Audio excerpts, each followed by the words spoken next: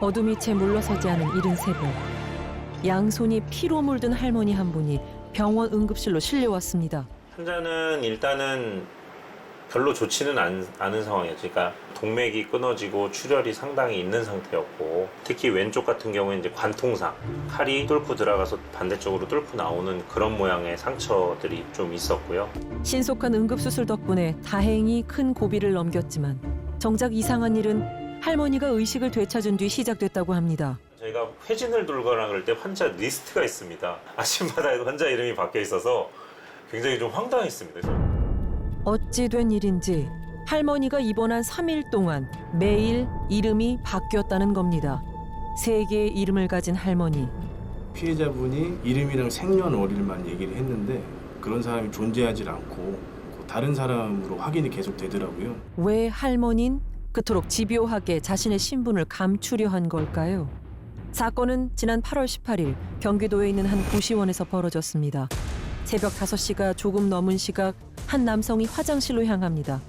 그곳에서 40대 남성을 흉기로 찌른 뒤 곧이어 같은 층에 살던 할머니를 찾아가 또 한 번 흉기를 휘두른 그는 그 이유를 이렇게 설명했다고 합니다. 남성 피해자랑 여자 피해자가 험담한다고 생각하고 평소에 오해를 하고 있어가지고 모든 건 남자의 망상에서 비롯된 일로 드러났습니다. 그런데도 할머니가 극구 자신의 신원을 감추려 한 이유가 궁금했다는 경찰은 혹시나 하는 마음에 수배자 명단까지도 꼼꼼히 살폈다고 합니다. 하지만 할머니에게 의심스러운 점은 전혀 확인되지 않았습니다. 인적사항이라든가 이런 거 확인해주면 피해자들이든 지원해주는 전담 부서가 있기 때문에 반드시 도와드리겠다라고 설득을 했습니다. 경찰의 설득으로 할머니가 조심스럽게 털어놓은 진짜 이름은 김미경이었습니다. 그런데 주민등록도 역시 말소가 되어 있었습니다. 할머니는 이 세상에 존재는 하지만 어떤 기록이라든가 어떤 거로도 아무런 흔적을 찾을 수 없는 말 그대로 유령이나 다른 어떤 상황이었습니다. 이게 가능한 얘기일까요? 할머니를 만나봤습니다. 범인이 휘두르는 칼을 맨손으로 막아야 했던 끔찍한 일을 겪고도 자신의 거처가 발각될까 걱정부터 앞섰다는 할머니. 그 두려움의 시작은 50여 년 전으로 거슬러 올라간다고 합니다. 국민학교 졸업도 못하고 집도 못 살고 먹고 살아가 그러니까 그냥 다니다가 나와서 18살, 19살 되면서 엄마도 모르게 그냥 서울로 내튀었어요. 한 24 됐나 5 됐나 그랬는데 그러다가 내가 그 남자도 내가 아는 거예요. 남자요? 네, 그럼 이제 나하고 한번 살자고 이제 막 오셔가지고 이렇게. 남자분이랑 얼마나 사셨어요? 그러니까요, 한 2, 3개월 살았나? 일하면서 알게 된 한 남성과 결혼식도 올리지 않은 채 시작한 짧은 동거가 모든 불행의 시작이었다는 겁니다. 들어가서 하루치 이렇게 살면서 보니까 그 본심이 나오는 거야. 만나면 무조건 그냥 때리고부터 말을 하니까요.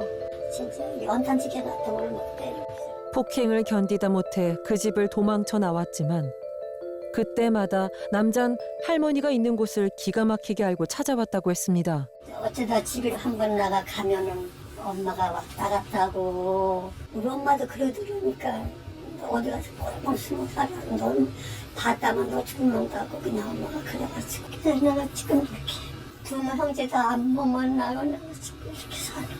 경찰에 신고하면 됐지 왜 경찰에 신고 안 했을까 이 생각이 한 가지 못 배운 탓이죠 뭐. 몰래 튀어나오느라고 내가 주민등록을 못 갖고 나왔어요. 행여 그가 소문이라도 듣고 다시 찾아올까 이름마저 감춘 채 숨죽여 지냈다는 그 세월 동안 할머니의 주민등록 기록은 말소됐다는 겁니다. 주로 식당을 좀 저 집에 이렇게 다니고 이 청소도 해보고 파출부 찡이 없어 놓으니까 일하고도 못 받은 데가 한 10군데는 되고 일하고 집에 와서 보면 그 돈이 없어요. 누가 훔쳐가서. 그 흔한 통장 하나 만들 수 없었기에 기껏 땀 흘려 번 돈마저도 도둑맞기 일쑤였고 70세가 넘도록 노인에게 주어지는 어떤 복지 혜택도 받지 못했다고 합니다. 눈앞에 닥친 가장 큰 문제는 건강보험 혜택을 받을 수 없다는 사실이었습니다. 수술하고 입원 치료를 받았는데 3일간 1,200만 원 나왔다고 하시더라고요. 건강보험 복구가 필요했고요. 보험 복구를 위해서 먼저 주민등록증 발급과 주민등록을 먼저 복구를 해야 되겠다는 생각을 했어요. 할머니가 어려운 발걸음을 했습니다.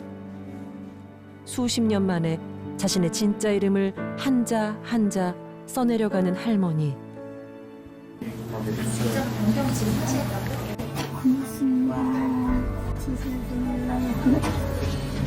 주민등록증을 만들고 난 뒤 할머니는 처음으로 자신의 이름으로 된 통장과 휴대전화도 가질 수 있게 됐습니다.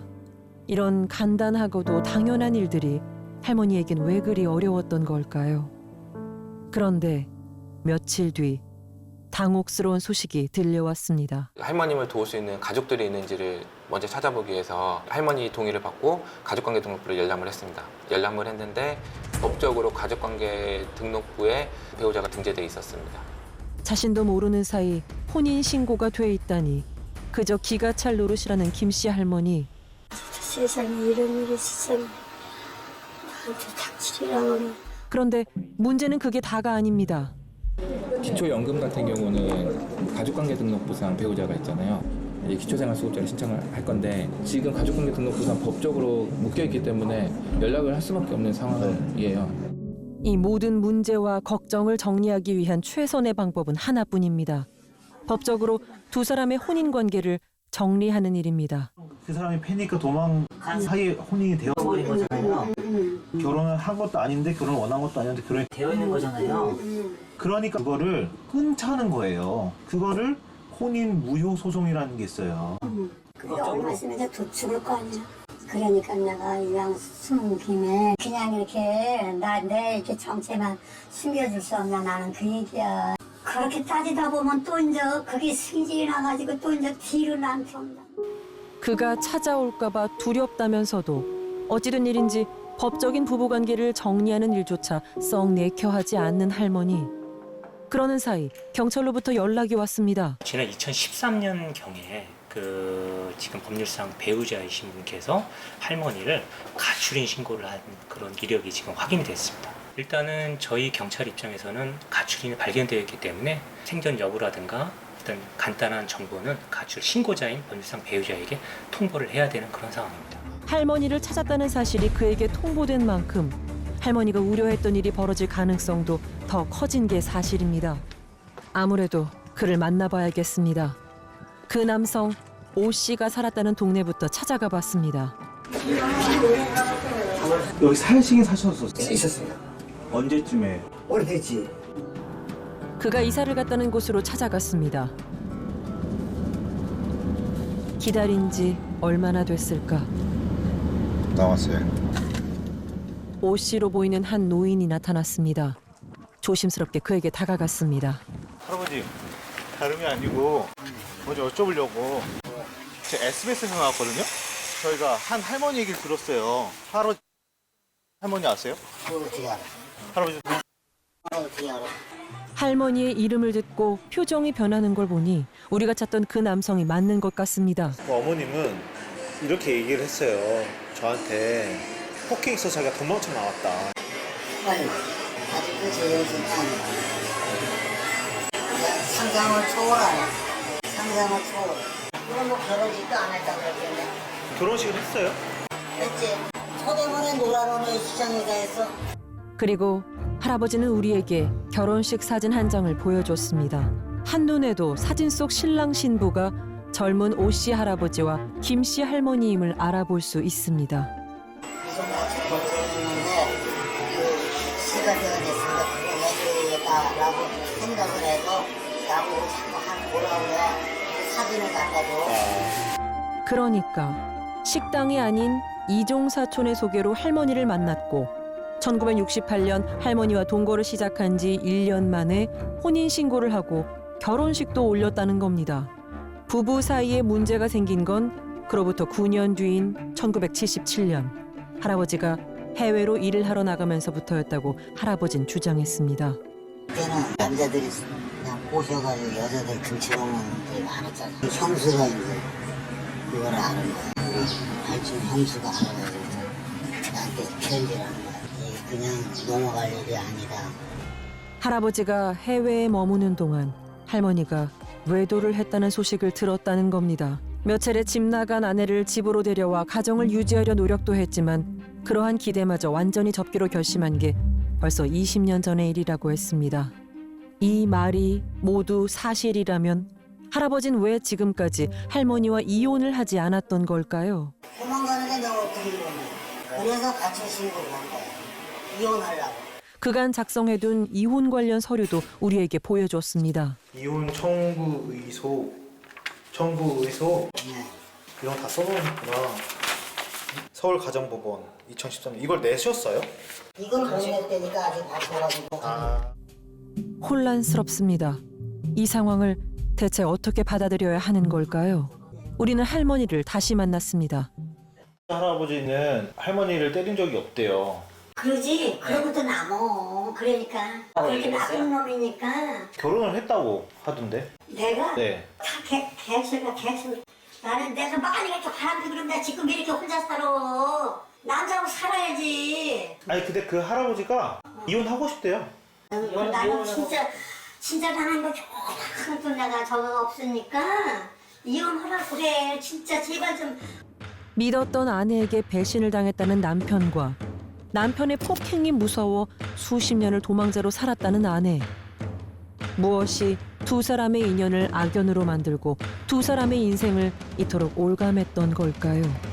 사실 이제 이 두 부부 사이에 무슨 일이 있었는지 모르죠. 외도가 있었는지 아니면 폭력이 있었는지는 잘 모르겠으나 오랫동안 떨어져 있다 보면 갈등하게 되고 서로 오해하게 되어지고 부부관계로 인해서 또 헤어진 경우도 많았거든요. 일종의 어떻게 보면 둘 다 피해자인 듯합니다. 진실을 찾기엔 너무 많은 시간이 흘렀습니다. 하지만 그 진짜 이유가 무엇이든 분명한 건 수십 년을 유령처럼 떠돌아야 했던 할머니에게도 잘못된 인연을 제때 정리하지 못한 할아버지에게도 지난 세월들이 너무나 무거웠을 거란 사실입니다. 두 사람 모두 이혼을 원하곤 있지만 만나고 싶어 하진 않는 상황. 상의 끝에 할아버지가 변호사를 통해 이혼소장을 접수하는 방법으로 두 사람의 법적인 관계를 마무리하기로 했습니다. 끝나야 되는 거니까 이건 빨리 끝나야 돼. 저는 하나 인연이 아니고 저는 저대로 다른 생각이 있고 난 나대로 있는데 진짜 이건 사는 게 아니에요. 망설임과 주저함으로 보낸 그 시간이 두 사람의 인생을 너무 오래 가두어 왔습니다. 많이 늦었지만 이제라도 지금의 이 마무리가 두 분에게 새로운 시작이 되길 바랍니다.